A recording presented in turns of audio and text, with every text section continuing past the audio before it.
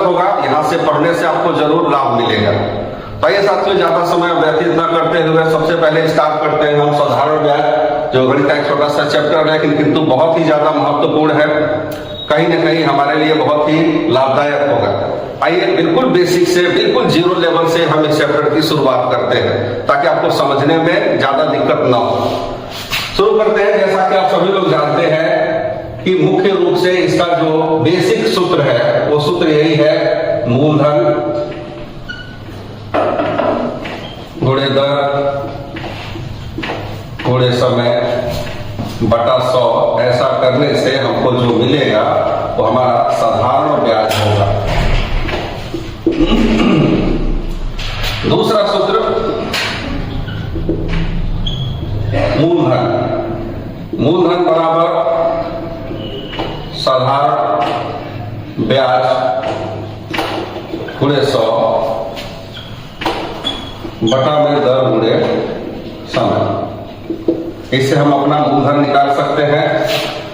तीसरा जो नियम हमको मालूम होना चाहिए वो है आपका दर कैसे निकाला जाए। दर के लिए जैसा कि आप सभी लोग जानते हैं, साधारण ब्याज गुणे 100 बटा में मूलधन गुणे समय। चौथा नियम समय के लिए, समय बराबर साधारण ब्याज गुणे 100 बटा में दर गुणे मूलधन। पांचवा नियम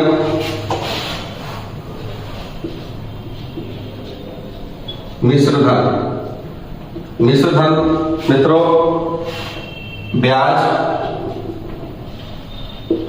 और मूलधन के योग से प्राप्त होने वाली धनराशि मिश्र धन होती है। तो मुख्य रूप से इतने सूत्र हैं जो बेसिक के तौर पे किसी भी किताब में आपको देखने को मिलते होंगे। इन सूत्रों के माध्यम से साधारण ब्याज के किसी भी प्रश्नावली को हम हल करते हैं। लेकिन आज का बाजार बेसिक नियमों के अलावे कहीं ना कहीं सबसे ज्यादा जो फोकस हम करते हैं कि हमारे पास समय कम होता है, कम अवधि में हम पूछे गए प्रश्नों का उत्तर दें, तो उसके लिए कहीं ना कहीं हम ट्रिकी रूल को इसके रूप में लेते हैं। तो आइए उस ट्रिकी रूल पे भी अवलोकन करें कि मेरे माध्यम से जो ट्रिकी रूल इनके संदर्भ में आपको दिया जा रहा है वो क्या है। इसको मेनली आप यूज कर सकते हैं। इससे पूछे गए किसी भी सवाल के लिए, इसमें पूछे गए किसी भी सवाल को अगर किसी भी ट्रिक से बनना संभव हो तो मेरे दिए गए इस रूल से आप मुख्यतः इसको बना सकते हैं।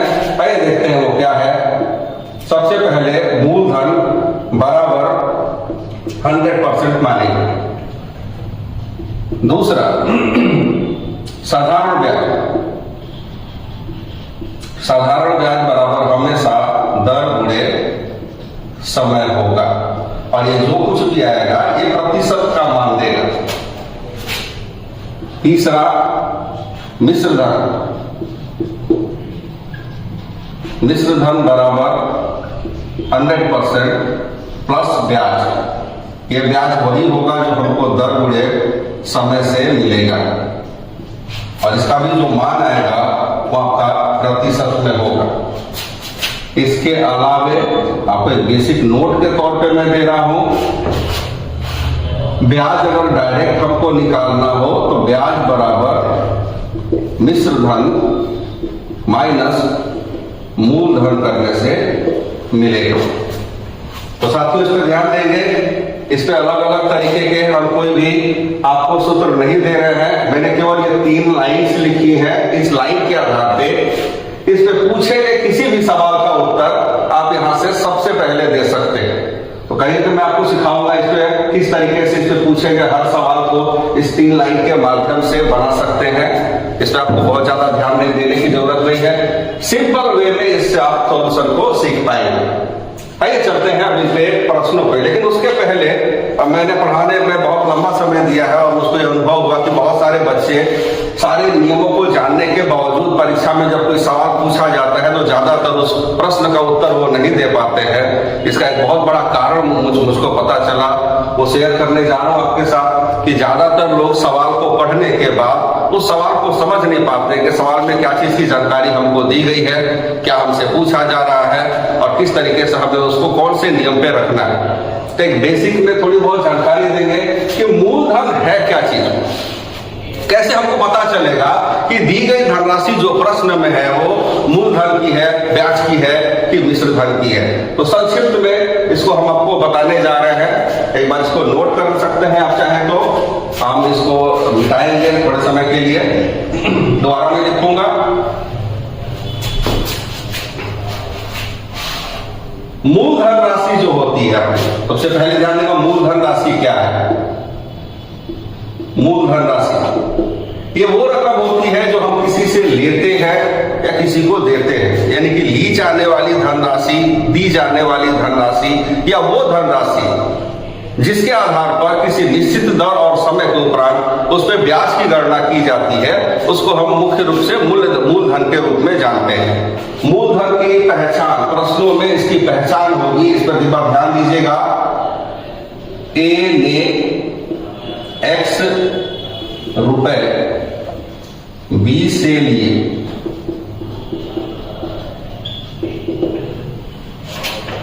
दूसरा इसकी पहचान B ने X रुपए A को दिए,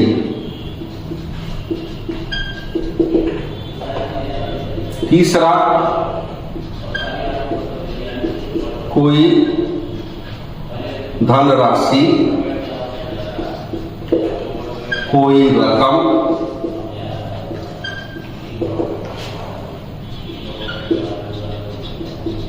किसी राशि पर आदि, इस तरीके के स्टेटमेंट कहीं ना कहीं इशारा करते हैं उसके मूलधन होने का।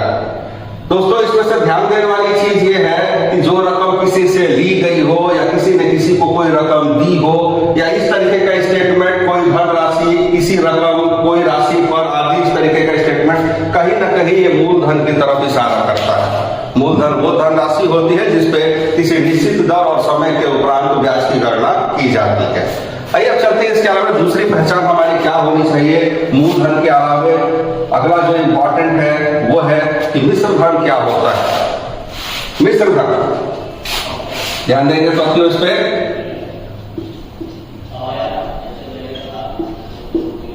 मिश्र धन, मिश्र धन की पहचान प्रश्नों में क्या होगी, परीक्षा में जब कोई प्रश्न देगा तो मिश्र धन के पहचान के रूप में क्या चीज होगा, जिसको हम देख के मिश्र धन समझ जाएंगे।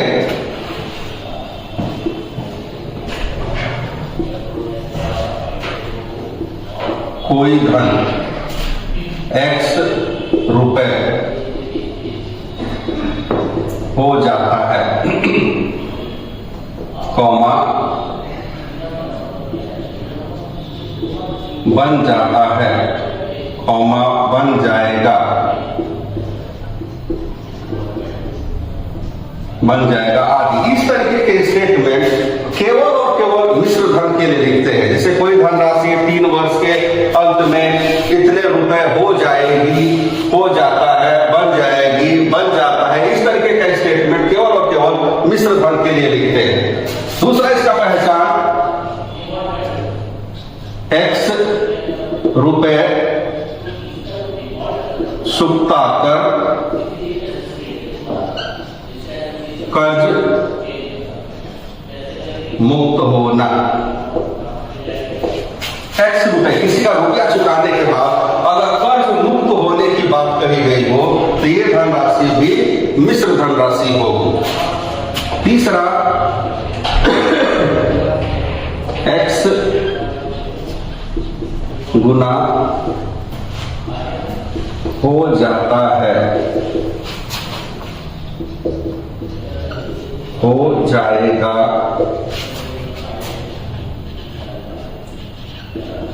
बन जाता है,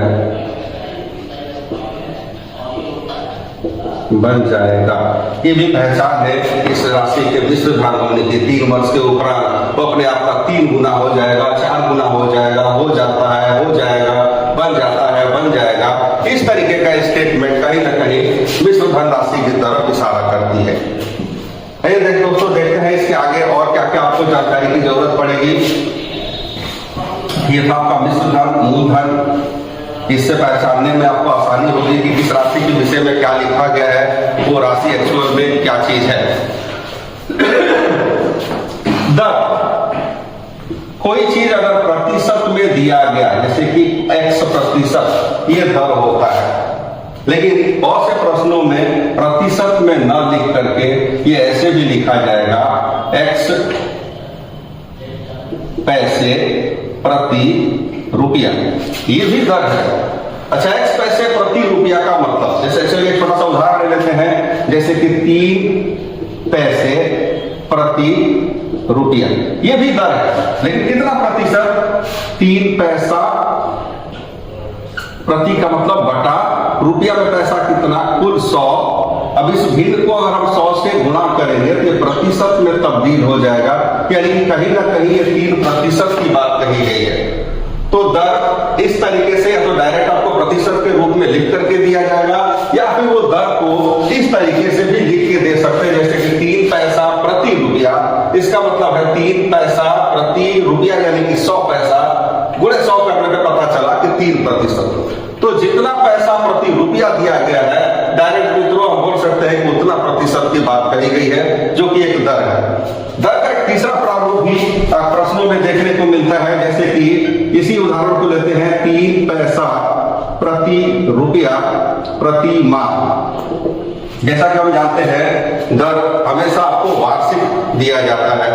अगर वो मासिक रूप से दिया गया हो तो मित्रों यहाँ पे ध्यान दीजिएगा, 3 पैसा प्रति रुपया का मतलब है कि 3%, प्रति माह का मतलब है 1 महीने का, जबकि हमको दर चाहिए वार्षिक, इसलिए गुणे 12 करने पे ये वर्ष में तब्दील होगा, यानी कि ये 36% की बात कही गई है।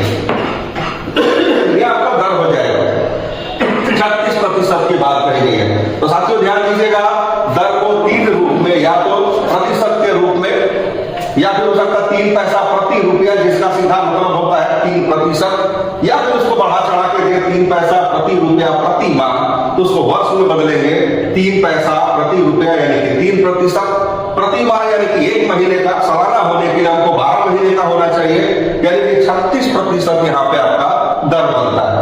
आइए देखते हैं समय के विषय में, समय के क्या देगा, कैसे देगा, और क्या क्या हमको बदलाव करने चाहिए।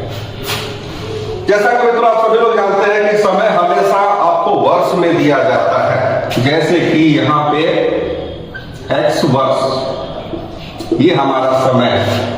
समय हो सकता है वर्ष में ना दे करके, यदि आपको माह में दे x माह, तो उसको वर्ष में बदलना पड़ेगा, क्योंकि समय की इकाई हमेशा वर्ष होनी चाहिए। अगर माह में दिया है तो उसको वर्ष बनाने के लिए बटा 12 करते ही वो वर्ष में तब्दील हो जाएगा। कभी कभी महीने में भी ना दे करके हो सकता है समय को दिन में आपके सामने रखा गया है, तो बटा में आपको 365 करना पड़ेगा और ये वर्ष में तब्दील हो जाएगा। यानी मित्रों कुल मिला जुला के समय की गणना जब भी होगी वर्ष में होगी। अगर वर्ष नहीं देता है, महीने में देगा, तो बटा में 12 करके उसको वर्ष में तब्दील करेंगे, और यदि वो दिन में देता है तो बटा में 365 करेंगे। यहाँ पे बहुत ज्यादा सतर्क रहने की जरूरत है, क्योंकि कई लोग ये चीज लिखने के बाद इसको सवाल में साझा नहीं कर पाते हैं। उसका वजह क्या है? इसकी भाज्यता। तो ध्यान रखिएगा मित्रों, आपको बताने जा रहा हूं, जब भी दिन में दे, इनकी संख्या 5 या 73 से भाज्य होगी। इस विषय ध्यान देंगे, जब भी संख्या दिन में दी गई हो, यानी कि समय की तुलना दिन में हो, और आप x बटा 365 में अगर तब्दील करेंगे, तो ध्यान रहे ये भाग या तो 5 से लगेगा या फिर 73 से लगेगा। ज्यादातर लोग इसको भाग नहीं लगा पाते, क्योंकि उनको इसकी जानकारी नहीं है। इसको बिल्कुल नोट कर लीजिएगा, दिन में अगर दिया है तो बटा में 365 करेंगे, और उसकी भाज्यता 5 से या फिर 73 से ही हो सकती है। आइए मित्रों बढ़ते हैं इसके आगे। बाकी जो है आपको ब्याज के विषय में हमेशा ब्याज कितना है ये लिख करके देगा, और ये आपका ब्याज हो जाएगा।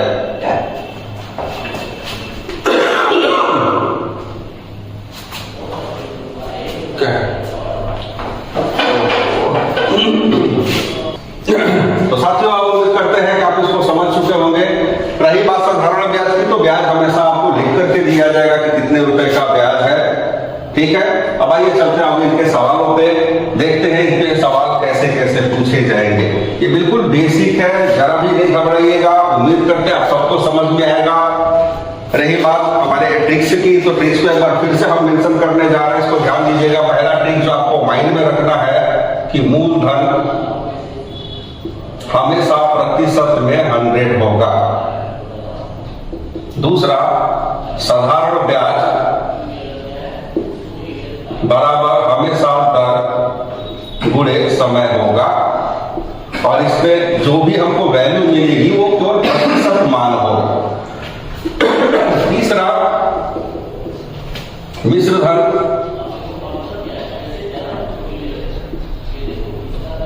धन बराबर 100% प्लस ब्याज। ये ब्याज वही होगा जो हमको दर गुणे समय से प्राप्त होगा, और ये जो भी वैल्यू आएगी ये प्रतिशत मान होगा। चौथा, एक नोट के तौर पे आपको ध्यान देना है कि ब्याज की गणना यदि हमको डायरेक्ट करनी है तो मिश्र धन माइनस मूलधन करना होगा। यहां से हमको ब्याज डायरेक्ट मिल जाएगा, किसी किसी प्रश्न में इसके इस्तेमाल की जरूरत पड़ेगी, आगे हम बताएंगे। आइए चलते हैं इनके सवालों पे। आइए मित्रों, सबसे पहले हम इसकी भाषा शैली आपको सिखाएंगे। बेसिक लेवल से लेके हाई लेवल तक के प्रश्नों में कैसे हमको पता चलेगा इस नियम पे पूछे गए किसी भी सवाल को कैसे रखेंगे और कैसे हर तरह के सवाल का जवाब दें। पहला क्वेश्चन है आपके सामने हम रख रहे हैं, इसको ध्यान से देखिएगा। 1800 रुपए पर 10% की दर से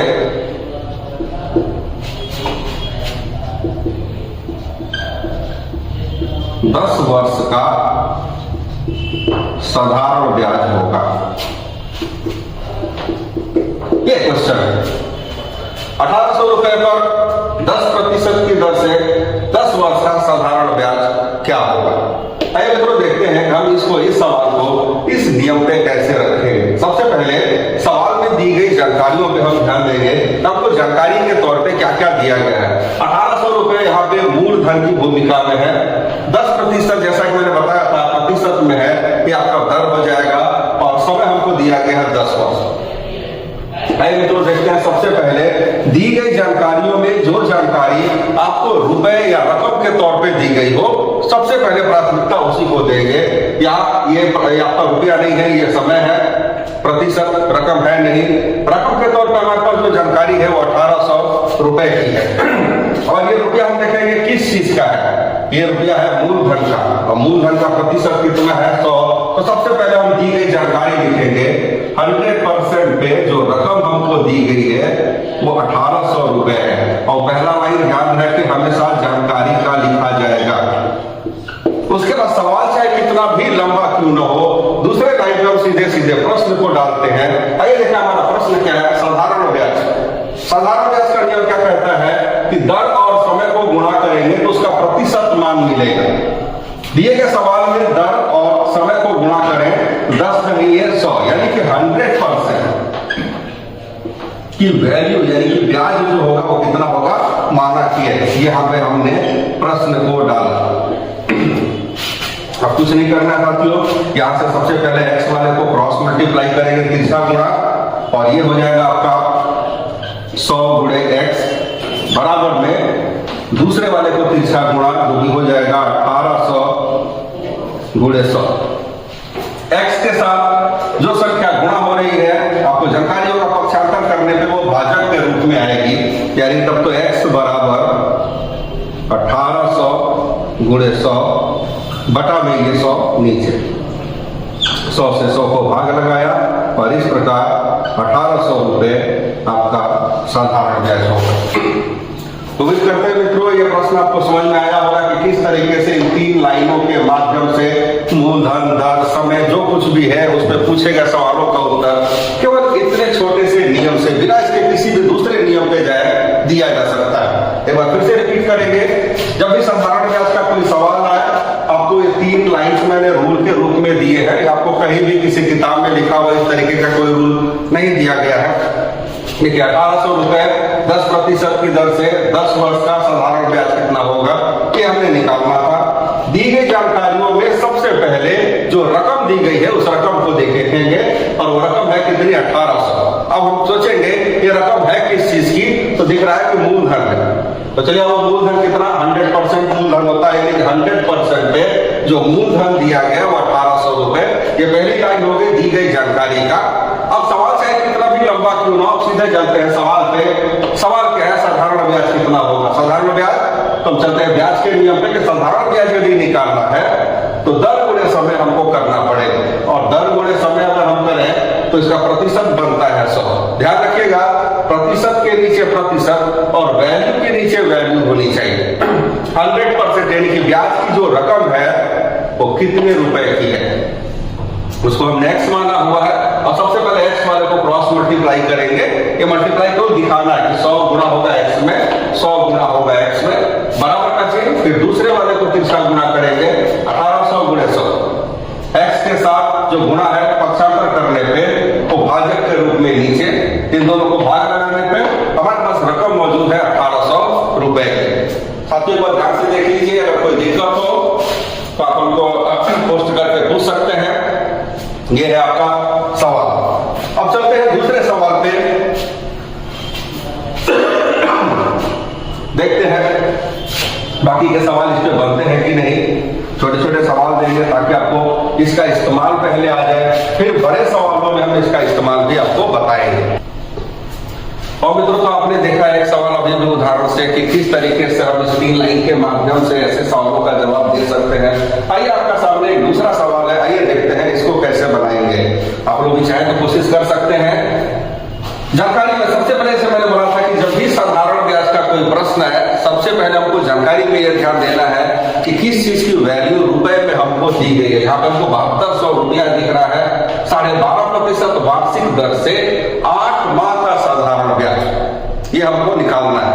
अब इस नियम पे जरूर जाएंगे, लेकिन उसके पहले आपको मैंने बताया था समय जब भी होगा वर्ष में होगा, यहाँ पे महीने में दिया गया है। तो मैंने बताया था कि समय यदि आपको माह में दिया गया हो तो उसको वर्ष में बदलने के लिए बटा में 12 आप कर करेंगे, और ऐसा करके वर्ष में तब्दील हो जाएगा। आप चाहे तो इसको काट के छोटा भी बना सकते हैं, 4 के 2 बार में, 4 से 3 बार में, यानी कि 2/3 वर्ष के रूप में इसको लिया जा सकता है। अब आए सवाल को हम करते हैं अपने इसी कॉन्सेप्ट के आधार पे बहुत ही छोटे रूप में। सबसे पहले जो रकम हमारे पास दी गई है 7200 की, जो कि मूलधन की है, मूलधन यानी कि 100% पे दी गई धन राशि 7200 रुपए। पहली लाइन जैसे मैंने बोला था दी गई जानकारी का होगा, अगली लाइन चाहे कुछ भी हो, अगला लाइन सीधे सीधे प्रश्न पे हमको जाना है। और प्रश्न दिया गया है साधारण ब्याज के लिए, और ब्याज का नियम क्या कहता है कि दर और समय को गुणा करो, प्रतिशत मान मिलेगा। अब दर और समय को गुणा करते हैं, दर हमको दिया गया है 12.5%। आप उसको छोटे में ऐसे कर सकते हैं, 12 दूनी 24 से 25, 25/2, 25/2 आपका दर है, गुणे समय 2/3 के रूप में। ये कुछ कटता हो तो काट सकते हैं, 2 से 2 कट गया, यानी कि 25/3 ये हमारा प्रतिशत मान है साधारण ब्याज का। तो अब ये रखते हैं यहाँ पे 25/3, 25/3 प्रतिशत पे सवाल है धन राशि कितनी होगी, यानी कि साधारण ब्याज। करना वही तो वैसे ही है। सबसे पहले x वाले को क्रॉस मल्टीप्लाई करेंगे, लिखेंगे कि 100 गुणा होगा x के साथ, बराबर में दूसरा है 7200 गुणे 25/3, 25/3। x की वैल्यू, x के साथ जो कुछ भी गुणा है पक्षांतर करने पे वो भाजक के रूप में आएगा। आप इसको भाजक के रूप में ऐसे ले सकते हैं कि 7200 गुणे 25/3 गुणे 100। अब इसको काट लीजिए, 2 0 से 2 0 आपका कैंसिल हो गया, 3 से 24 नहीं आई, 72। आप चाहे तो गुणा कर सकते हैं, 25 चौके 100 का 1 0, हासिल 10, 25 दूनी 50 और 10 60, यानी कि 600, जो कि आपका साधारण ब्याज होगा। तो ध्यान दीजिएगा मित्रों, इस 3 लाइन के माध्यम से साधारण ब्याज पे पूछे गए हर तरीके के सवाल को एक ही जैसा हल करना, एक ही नियम पे हम उसको रखेंगे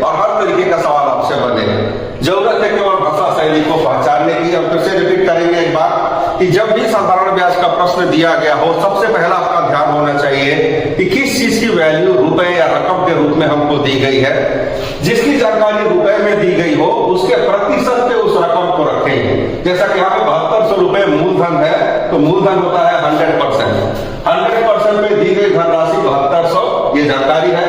उसका चलते सवाल है हमारा साधारण ब्याज होता है। साधारण ब्याज निकालने के लिए नियम दिया गया है कि दर और समय को गुणा करेंगे तो उसका प्रतिशत मिलेगा। यहाँ पे दर और समय को गुणा किया तो 25/3% पे रकम कितनी होगी x, ये हमने निकाला। तो उम्मीद है ये सवाल आपको समझ में आया होगा। एक बार इसको ध्यान से देख लें।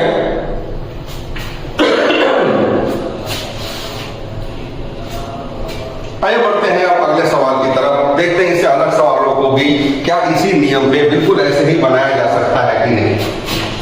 नोट कीजिए। तो साथियों ये है हमारा तीसरा सवाल जो हम इस नियम पे करने जा रहे हैं। 1250 रुपए 14% वार्षिक दर से 219 दिन का साधारण ब्याज ज्ञात करें। अलग अलग तरीके से इस सवाल को परीक्षाओं में रखा जाता है, आपको फिर अलग अलग तरीके से हम भी यहाँ पे दे रहे हैं। जैसा कि इस नियम पे मैंने बता रखा आपको कि सबसे पहला जो हमारा ध्यान जाएगा वो कि कौन सी हमको धनराशि दी गई है इस प्रश्न में। तो धनराशि है वो 1250 रुपए है। 1250 यानी कि मूल धनराशि। तो इसको सीधे तौर पे हम लिख सकते हैं 100% जो मूल धनराशि है वो 1250 रुपए की है। ये हो गई हमारी पहली जानकारी। हम चलते हैं सीधे सवाल पे। अच्छा, यहाँ पे इसे ध्यान देंगे जो समय है वो दिन में दिया गया। जैसा मैंने बताया था, इसको हम फिर से हल करूंगा।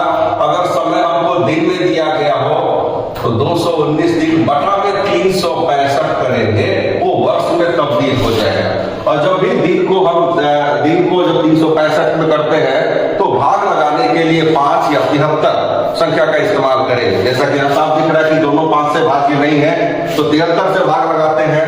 73 से भाग लगाएंगे तो ये 3 बार में, और 73 से ये 5 बार में, यानी 3/5 वर्ष बनेगा समय। दर गुणे समय करने पे साधारण ब्याज निकलेगा। साधारण ब्याज के नियम है दर और समय को गुणा करने पे प्रतिशत मान। तो दर हमारे पास है 14 और हमको दर दिया गया कि समय दिया गया 3/5। तो डायरेक्ट लिखेंगे 14 गुणे 3/5। अगर कोई चीज भाग नहीं लग रहा है उसको एज इट इज छोड़ देंगे। बराबर में रकम कितनी होगी, माना कि x। सबसे पहले वही 100 को गुणा करेंगे, 100 गुणे x बराबर में दूसरा क्रॉस मल्टीप्लाई करेंगे जो कि 1250 गुणे 14 गुणे 3 जो कि ऊपर में लिखा है बटा में 5, और x के साथ जो संख्या गुणा है वो भी भाजक के रूप में नीचे आ जाएगी बटा में 100। अब यहाँ पे आपको भाग लगाना है। आप बिल्कुल इजी वे में इसको लगा सकते हैं। 0 0 आपका ये कैंसिल हो जाएगा। 5 से 125 25 बार में, फिर 5 से 5 बार में, 5 से ये 2 बार में, 2 से 14 को काट सकते हैं 7 बार में। अब इसको गुणा करें 7 × 5 = 35, 35 या 105, यानी कि 105 रुपया का साधारण ब्याज होगा। तो देख सकते हैं कि सूत्र से किसी भी तरीके के प्रश्न को बहुत ही आसानी से 2 लाइनों में केवल हल किया जा सकता है। तो इसको बहुत ध्यान दीजिएगा। ये 3 लाइन जो आपका है इसका 80% परीक्षा के सवाल बिना सोचे विचारे बहुत ही छोटे नियम पर रख करके इसको हल कर सकते हैं। आइए चलते हैं अगले सवाल पे। बाकी चीजों की कैलकुलेशन कैसे की जाएगी इस पे। अभी तक आपने देखा ब्याज कितने तरीके से आपसे पूछा जाएगा, तो सभी तरीकों में क्या क्या बदलाव होगा, समय में किस तरीके का बदलाव, दर में किस तरीके का बदलाव, ये सबको हम देख रहे हैं। अब आइए देखते हैं कि बाकी के जो सवाल होंगे, यानी कि मूलधन निकालना, मिश्र धन निकालना, दर या समय निकालना, वो भी क्या इसी नियम पे बिल्कुल ऐसे ही बनेंगे कि नहीं बनेंगे। आइए देखते हैं इसके सवाल। बढ़ते हैं अगले सवाल की तरफ। हाँ साथियों, आइए देखते हैं कि हमारा अगला चौथा सवाल है आपके लिए। तो इसी नियम पे हम इसको रखने जा रहे हैं।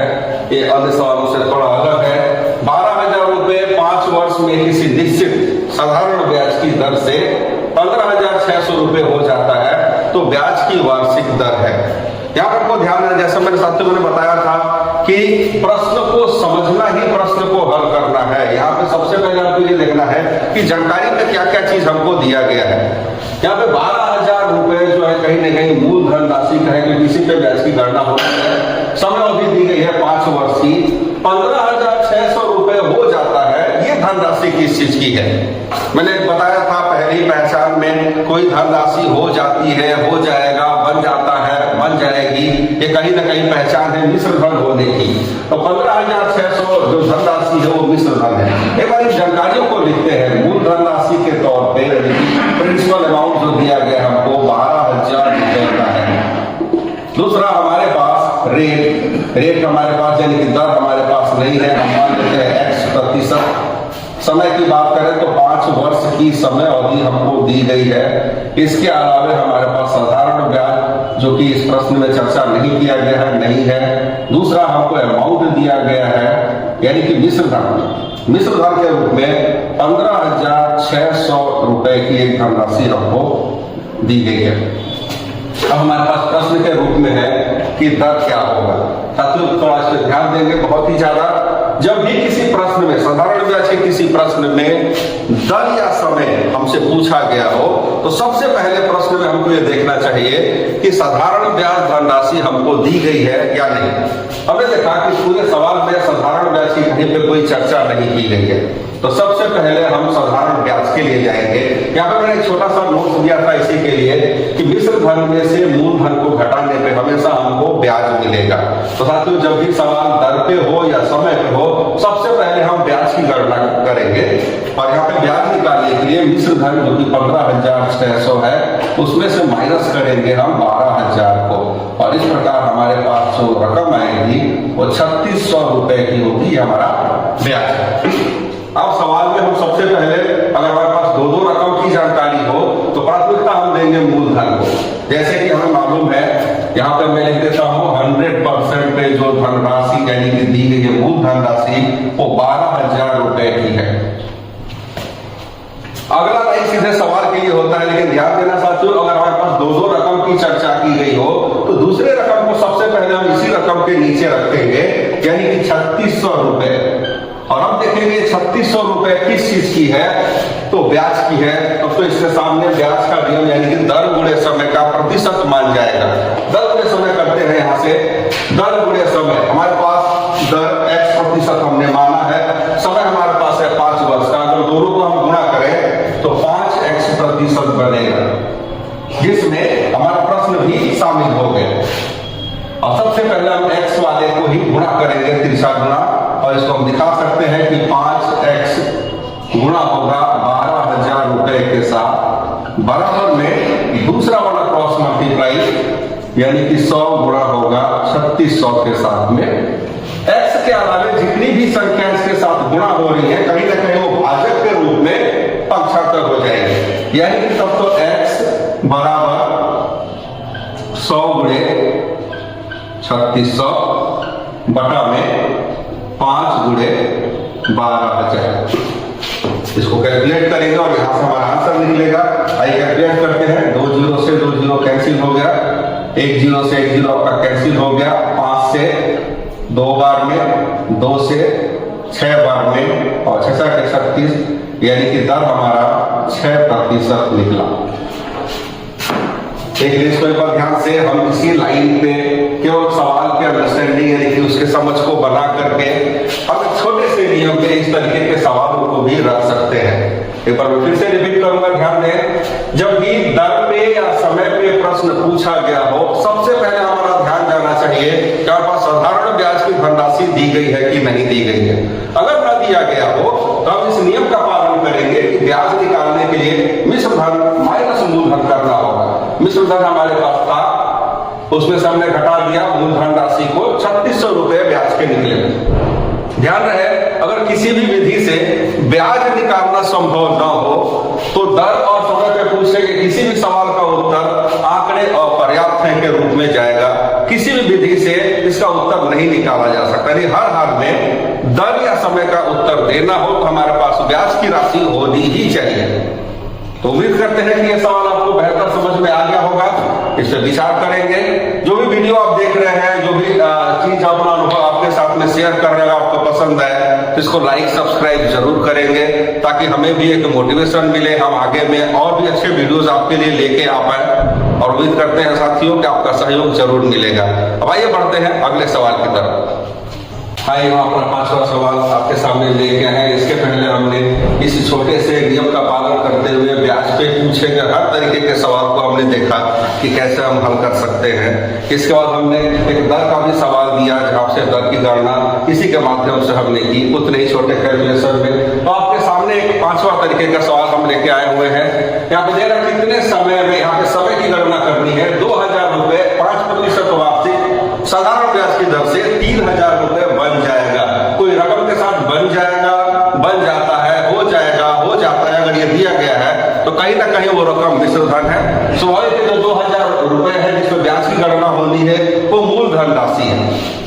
एक बार दी गई जानकारी को लिखे, अगर प्रश्न को समझने में दिक्कत हो रही है, जैसे कि हमारे पास मूलधन के रूप में जो दिया गया है वो 2000 रुपए की धनराशि है। उसके बाद दर के रूप में हमको 5% दिया गया है। समय जिसकी गणना हमको करनी है नहीं मालूम है, x वर्ष के रूप में हम इसको मान सकते हैं। साधारण ब्याज की चर्चा सवाल में नहीं की गई है। इसके अलावा जो चर्चा किया गया है कहीं ना कहीं वो मिश्रधन होता है हमारे पास, मिश्रधन के रूप में 3000 रुपए। साथियों अभी इसके पहले मैंने सवाल में आपको बताया था कि जब भी सवाल दर पे हो या समय पे हो, हमारे पास सबसे पहले ये देखना चाहिए कि ब्याज की रकम दी गई है कि नहीं। ब्याज की रकम हमारे पास नहीं है, सवाल में हम देख सकते हैं ब्याज की रकम हमको नहीं दी गई है। लेकिन ये सही बात ये है कि दर और समय पे किसी भी सवाल का सॉल्यूशन हम तभी कर सकते हैं जब ब्याज की रकम हमारे पास हो। इसके लिए मैं इस नोट पे जाऊंगा कि ब्याज अगर डायरेक्ट हमको निकालना है तो मिश्रधन माइनस मूलधन से गुजरना पड़ेगा। कई साथियों हम ये करते हैं, मिश्रधन जो कि 3000 रुपए के रूप में हमारे पास है, माइनस मूलधन जो कि 2000 रुपए की धनराशि है, घटाने पे ब्याज के रूप में 1000 रुपए हमारे पास है। अब हम देखते हैं सवाल में दी गई जानकारी, मूलधन राशि है 2000 रुपए। इसी में लिख सकते हैं मूलधन यानी कि 100% पे जो रकम दी गई है वो 2000 रुपए की है। जानकारी हो गया। अगला सीधे सवाल के लिए जाता है, लेकिन उसके पहले मैंने पिछले सवाल में बताया था अगर किसी सवाल में दो रकम की जानकारी हो तो प्राथमिकता देंगे मूलधन यानी कि 100% पे 2000 रुपए की जानकारी है। दूसरी धनराशि इसी धनराशि के नीचे लिखी जाएगी जो कि 1000 रुपए है। और अब हम देखेंगे ये धनराशि किस चीज की है, तो साधारण ब्याज की, यानी कि इसके सामने साधारण ब्याज का नियम जाएगा। साधारण ब्याज का नियम जाएगा। साधारण ब्याज यानी कि दर गुणे समय। पहले दर गुणे समय करते हैं 5, x समय को हमने x माना है, यानी कि दर गुणे समय करने पे 5x% होगा और यही x हमारा प्रश्न भी है। तो सबसे पहले अपने प्रश्न को क्रॉस मल्टीप्लाई करते हैं। 5x गुणे 2000 बराबर में दूसरे वाले को क्रॉस मल्टीप्लाई करेंगे 1000 गुणे 100। पक्षांतर के नियम पे चलते हैं, इसके साथ जो भी संख्या गुणा हो रही है पक्षांतर करने पे 5 के रूप में हमारे सामने आएंगे, यानी कि x बराबर 1000 गुणे 100 बटा में x के साथ जो संख्या है 5 वो बटा में आएगी, x के साथ जो दूसरी संख्या है 2000 वो भी बटा में आएगी। अब इसको आप हल कर सकते हैं, 3 0 और 3 0 आपका कैंसिल हो गया। 5 से 100 को काटेंगे 20 बार में और 2 से 20 को काटेंगे 10 बार में, यानी कि हमारे पास जो समय आया वो 10 वर्ष की अवधि का होगा। ध्यान से इसको देख लें, कोई डाउटफुल ऐसा नहीं होगा, कोई भी आपको दिक्कत नहीं आएगी, क्योंकि मैंने अभी तक किसी भी सवाल में ये नियम इस 3 लाइनों को कहीं पे भी मैं नहीं छेड़ रहा हूँ। उम्मीद करता हूँ आपको बेहतर से बेहतर तरीके में समझ में आ रहा होगा। आइए बढ़ते हैं अगले सवाल की तरफ, देखते हैं इससे होगा कि नहीं। और मित्रों यहाँ पे आपके सामने अगला सवाल है जो इसी नियम पे हम रखने जा रहे हैं। आप देख सकते हैं कोई धन यानी कि मूलधन हमारे पास नहीं है और मूलधन हमको यहाँ पे निकालना पड़ेगा। कोई धन 6% वार्षिक साधारण ब्याज की दर से 5 वर्ष में 1800 रुपए साधारण ब्याज देता है, तो वो धन राशि कितनी होगी। हमको इस लाइन पे ही रखना है, जैसे कि हमने 3 आपको लाइन दिए थे हर तरीके के सवाल के लिए। आए देखिए हम कैसे रख सकते हैं। उसके पहले हमने आपको बोला था सबसे पहले सवाल की समझ होनी बहुत जरूरी है। हमको पता चलना चाहिए कि सवाल में हमको क्या क्या जानकारी दी गई है, क्या हमसे प्रश्न के रूप में पूछा गया है। जैसे हमको ये पता चलेगा हम उसका हल भी कहीं ना कहीं दे पाएंगे। आइए सबसे पहले नोट करते हैं मूलधन राशि के तौर पे हमारे पास जो जानकारी है वो जानकारी हमको नहीं दी गई है, वो प्रश्न है यानी कि x रुपए। दर की बात करते हैं, दर हमारे पास दिया गया है 6% वार्षिक ब्याज की दर से।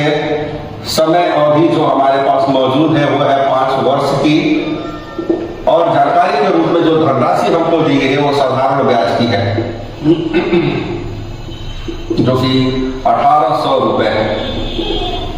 मित्रों, मैंने बताया था किसी भी साधारण ब्याज के प्रश्न को हल करने के लिए इस 3 लाइन पे जाने से पहले सवाल को पढ़ते हमको सबसे पहले यह ध्यान देना है किस चीज की वैल्यू हमको दी गई। वैल्यू से मतलब है किसकी जानकारी रुपए में हम बोल सकते हैं, रुपए में किसकी जानकारी दी गई है तो वो है 1800 रुपए जो कि साधारण ब्याज है। तो सबसे पहले हम दी गई जानकारी को ही लिखते हैं। 1800 रुपए साधारण ब्याज यानी कि दर गुणे समय का मान हमारे पास मौजूद है, और दर और समय दोनों हमारे पास है, तो दर गुणे समय अगर करें तो 5 गुणे 6 30% ब्याज का बना, जिसमें ब्याज की धनराशि 1800 रुपए हमको दी गई है। ये पहली लाइन हमारी जानकारी की है। अगला लाइन सीधे सवाल के लिए हम जाएंगे, और सवाल के रूप में मूलधन इस बार हमारा सवाल है। मूलधन यानी कि 100% की वैल्यू, 100% की वैल्यू हमसे पूछा जा रहा है कि कितनी होगी। मानते हैं x। सॉल्यूशन का वही तरीका, सबसे पहले x को क्रॉस मल्टीप्लाई करेंगे यानी कि 30 गुणे x बराबर में दूसरे को क्रॉस मल्टीप्लाई करेंगे 1800 गुणे 100। x के साथ जो कुछ भी गुणा है पक्षांतर करने पे वो भाजक के रूप में आएगा, यानी कि x बराबर 1800 गुणे 100 बटा में 30। आप इसको कैलकुलेट कीजिए, आपका आंसर यहाँ मौजूद है। 0 0 कैंसिल हो गया, 3 से ये 6 और 1 शून्य उतर गया, और मूलधन राशि हमारे पास आ गई 6000 रुपए की। तो मित्रों, आप देख रहे हैं कि इस 3 लाइन के माध्यम से इस पे पूछे गए किसी भी तरीके का सवाल, जैसा मैंने शुरू में ही बोला था, इस ट्रिकी कॉन्सेप्ट से आप पूछेंगे किसी भी सवाल को एक मामूली से कैलकुलेशन के द्वारा उत्तर दे सकते हैं। समझने की दरकार इसमें यह है कि प्रश्न में कब क्या दिया गया है और उसको कहां पे रखना है, बस इतना हमको ध्यान देना है, जो इस वीडियो में हम पहले ही आपको बेसिक के तौर पे बता चुके हैं कि क्या पहचान होगी। आइए बढ़ते हैं अगले वीडियो की तरफ, अगले सवाल पे। देखें अगला सवाल भी इससे बनता है कि नहीं। आइए, और साथियों ये है आपके सामने अगला सवाल जो इसी नियम पे हम करने जा रहे हैं। तक आपने देखा इस 3 लाइन के माध्यम से साधारण ब्याज से रिलेटेड किसी भी सवाल को हम बनाने का प्रयास कर रहे हैं एक छोटे से कैलकुलेशन के माध्यम से। इस पर आपने देख लिया ब्याज की गणना अलग अलग तरीकों से इसी लाइन पे कैसे छोटे से कैलकुलेशन के माध्यम से की जा सकती है। इस पे मूलधन का कैलकुलेशन अभी हमने किया, इसके पहले हमने दर का किया, समय का किया। आइए देखते हैं कि क्या मिश्र धन के सवाल जो साधारण ब्याज के रिलेटेड है वो भी इस पे बनेगा, तो कैसे बनेगा। ऐसा तो सबसे पहले दी गई जानकारी को हम नोट करके देखते हैं एक बार, कि केवल समझाने के उद्देश्य से है। अगर आपको समझ में आता है डायरेक्ट कर सकते हैं। मूलधन के तौर पे हमको 5000 रुपए की धनराशि दी गई है। दर हमारे पास मौजूद है 8% के रूप में। समय के रूप में हमको समय अवधि 4 वर्ष की दी गई है। इसके अतिरिक्त हमारे सामने साधारण ब्याज जो कि यहाँ पे नहीं है, लेकिन सवाल के रूप में हमसे मिश्र धन इस बार मांगा गया है। मिश्र धन राशि कितनी होगी, ध्यान दीजिएगा। 4 वर्ष में कितनी हो जाएगी, कितनी बन जाएगी, कितने रुपए बच जाते हैं, इस तरीके का स्टेटमेंट केवल और केवल मिश्र धन के लिए लागू होते हैं। यानी कहीं ना कहीं हमसे सवाल के रूप में मिश्र धन पूछा गया है। आइए हम सवाल पे चलते हैं। मिश्र धन हमारा सवाल है, मान लेते हैं 100 रुपए। सबसे पहले मूलधन राशि जो वैल्यू हमने बोला था कि सबसे पहले सवाल में हम वैल्यू को देखते हैं। वैल्यू के रूप में हमको जो रकम दी गई है वो 5000 रुपए, और देखेंगे 5000 रुपए किस चीज का है, मूलधन। मूलधन यानी कि 100% पे जो जानकारी हमको दी गई है रकम की, वो रकम है 5000 रुपए की। इसके बाद आते हैं हम सीधे सवाल पे। सवाल है मिश्र धन का, और मिश्र धन के नियम पे ध्यान देंगे एक बार। 100% प्लस ब्याज होना बताया गया, और ये ब्याज हमको दर गुणे समय करने पे मिलेगा। ये वही वाला ब्याज है जो दर गुणे समय से हमको मिलता है। तो सबसे पहले हम ब्याज निकालते हैं। 8 गुणे 4 32 हो जाएगा। 8 गुणे 4 दर गुणे समय, ये हमको दिया 32%, और बोला है इसको मिश्र धन बनाना है, इसमें 100 को जोड़िए। तो 32 में हम 100% को अगर हम जोड़ते हैं, ये बनता है 132 132%, यानी कि मिश्र धन का जो प्रतिशत है वो 132 है। 132% पे रकम हमने x माना हुआ है। और साथियों कैलकुलेशन का तरीका वही रहेगा, सवाल को सबसे पहले क्रॉस मल्टीप्लाई करें, यानी कि x गुणे 100 बराबर में दूसरे वाले को क्रॉस मल्टीप्लाई करेंगे 5000 गुणे 132, पक्षांतर करेंगे 100 को इधर भाजक के रूप में आएगा, यानी कि x बराबर 5000 गुणे 132 को हम भाग लगाएंगे 100 से। और साथियों हो गया हमारे सवाल का उत्तर। बस कैलकुलेट करना है, 100 से 100 आपका ये 2 जीरो कैंसिल हो गया, जीरो का पहाड़ा होता नहीं, 5 से गुणा करेंगे, 5 दूनी 10, पहले जीरो लगा लेते हैं 50 वाला, और 5 दूनी 10 का एक जीरो यहाँ पे आया, हासिल 5 के 15 और 1 16 6, हासिल 5 1 5 और 1 6, 6600 रुपए मिश्र धन हमारा आएगा। तो साथियों ये था हर तरीके का सवाल जो हमने इस वीडियो में अपने पार्ट 1, ये हमारा वीडियो है, इस वीडियो में आपने देखा कि बेसिक तरीके से 3 लाइन के माध्यम से इस पे पूछे गए सवालों को उत्तर देने के लिए कैसे हम इनका इस्तेमाल करेंगे, ये बिल्कुल बेसिक था।